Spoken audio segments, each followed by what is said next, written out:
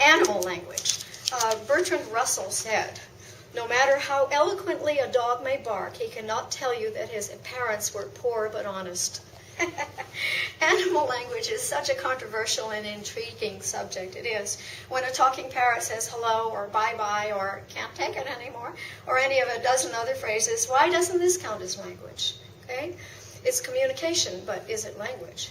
Or when we see a video of Coco the gorilla, I think that was the name, or another well-trained gorilla or chimp signing in what's termed to be complete sentences, why can't we see that this is proof that animals other than humans can learn language? Well, I'll look at both sides. On the pro side of the argument is that aside from being able to learn some of the elements of language, word associations and simple sentence patterns, there's recent evidence that many primates can even distinguish between two different languages, probably based on the rhythms, the suprasegmentals of that language, or the intonations and things. Also, like humans, animals acquire their communication systems in large part by observing how they are used by others of their own species. On the con side, however, of the argument is the fact that no animal is able to use language the way humans can. Language is more than simply the delivery of messages. Humans can take the separate elements of language and combine them or split them apart in an infinite variety of ways, in a very creative way. Animals can't do this. For example, if a communicating animal is given a noun, he has no internal rule to tell him how to make the plural out of that noun or how to make it past tense.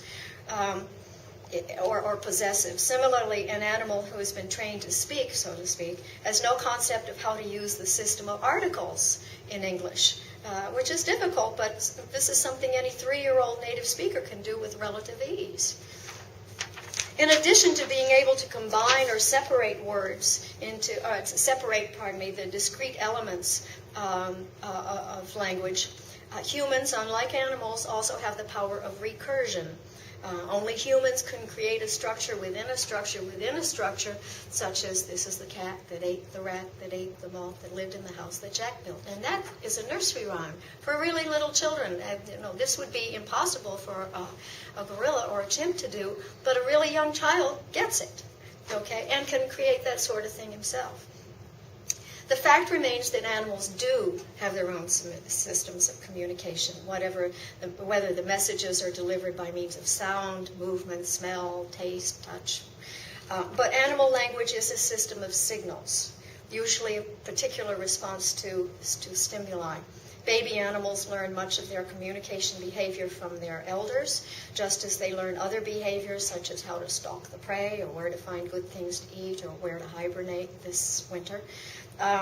Whales learn those long and very complex sounds and songs, and elephants learn those sub-audible, or to humans anyway, sub-audible calls. And insect parents pass on communicative behaviors specific to their subspecies or particular group. All very effective, but signals, not language.